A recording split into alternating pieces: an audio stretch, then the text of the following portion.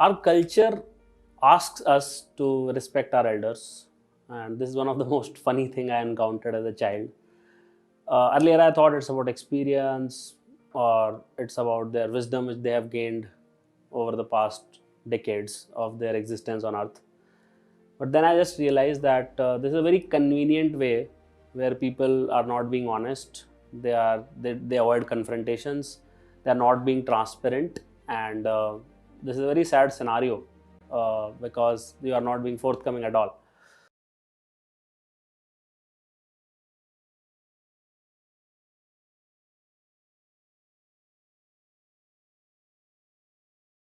This problem plagues us, a lot of people in startup world as well, and the leaders which outgrow this are the ones who ending up scaling organizations.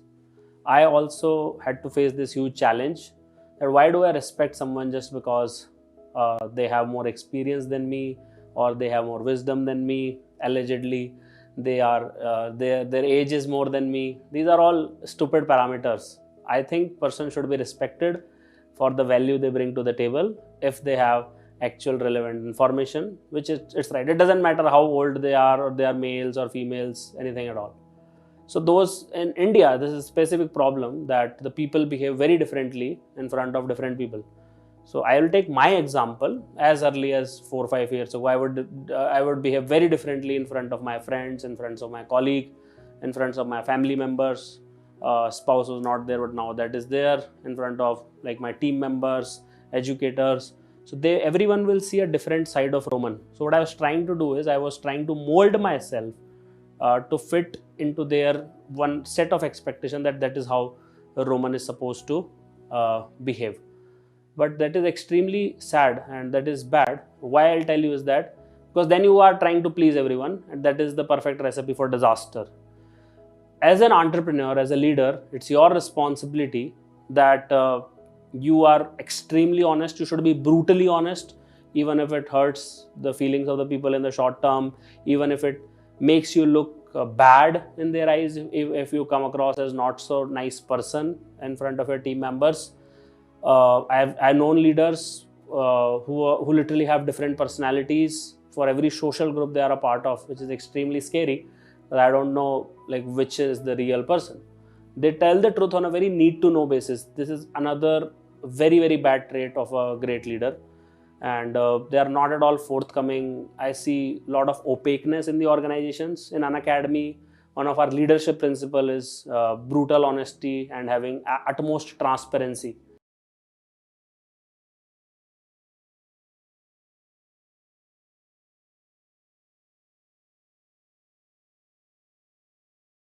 Don't behave the way people want you to behave. Have your own personality. If you read about any great individual, if you read any autobiography, I had to fix it for myself. I was also like this is one of the most painful change I had to undergo, that I was trying to please everyone around me. I was trying to mold however they wanted me to behave, and that is something which I have outgrown now.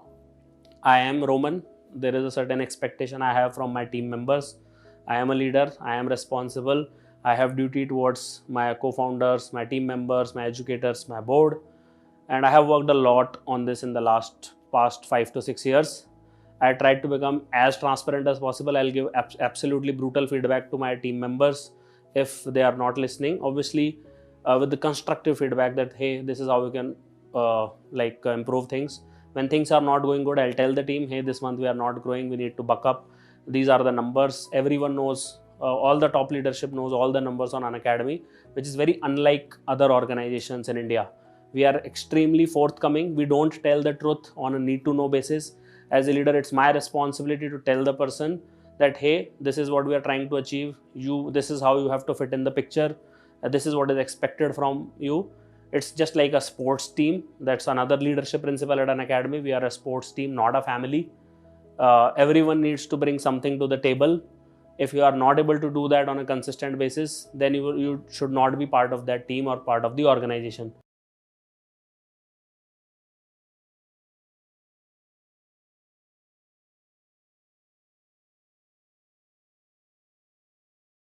So in that way, yes, in short term, when you are being brutally honest, and you're setting the right expectation, when you're being overtly transparent, forthcoming, when you don't respect the status quo, people don't like it. Obviously, they don't like it in the short run, but you can never be a great leader if you don't have these four traits. You have to be absolutely to the point. You need to give the proper feedback, even to yourself. The last point is that you need to be brutally honest. You need to be transparent, forthcoming to yourself. You need to do self-talk. Hey, am I doing the right thing over here? Am I being the leader which this organization deserves and needs right now? Will I be able to deliver it for my team members? Am I leading them in the right direction? Because if you don't give an honest feedback or a transparent or a forthcoming feedback and to your team members, to your seniors, to your founders, to your board, to your educators in my case, to myself, then I'm not doing a great job at being a great leader, because then they will not improve, then I will not improve, and then after 6 months when they realize that we just wasted 6 to 12 months of our life working with Roman, then they are going to curse me.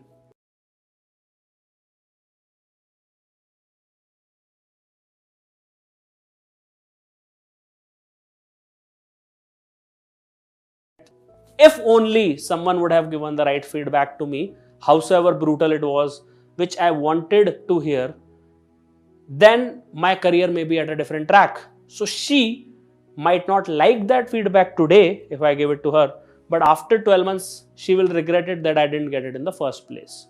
This is what I like. Most of the good people who are working with you, they are staying for their own growth as well as the growth of the organization. If you are not able to be brutally honest, brutally transparent, forthcoming with them, I am always like that.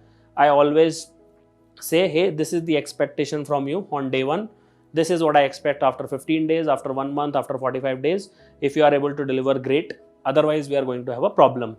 Now, this seems very confrontational to people. People avoid confrontation, especially in our culture. It is entrenched that people avoid confrontation a lot. I have seen people not talking to their parents about a lot of stuff, and then they like somehow bottled it up, and then they are not able to get out of it, and then they undergo depression just because they don't want to confront their parents, because that conducive environment was never created.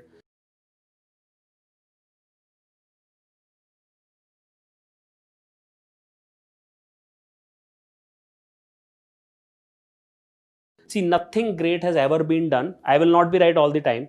My team will not be right all the time. We need to confront each other and arrive at a conclusion. So in our culture, it is sort of you are like looked down upon if you confront people. It is very, very important to confront people, because you will not be right all the time. I will not be right all the time.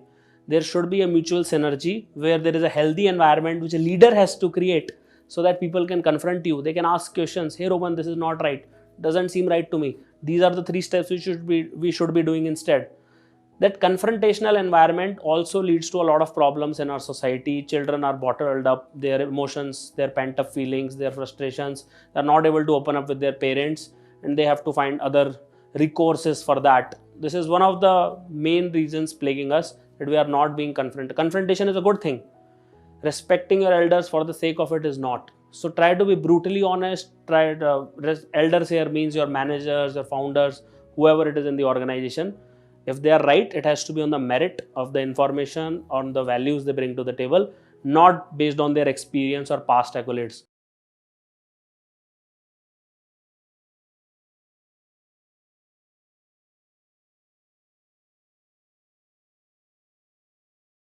So be brutally honest, be extremely transparent. You are running a sports team, not a family. Be absolutely forthcoming. Overshare. Don't tell truth on a need to know basis. Overshare, because it helps in the right expectation setting with people around you. So please remember, be brutally honest, forthcoming, confrontational, and overshare. Be extremely transparent. It is the hallmark of a great leader to share more, and it shows that you care more. So in the next chapter, we are going to discuss the power of compounding. The great scientist Albert Einstein was always bewildered by the power of compound interest and how human brain cannot comprehend it. So I'll try to make it easier for you. So stay tuned.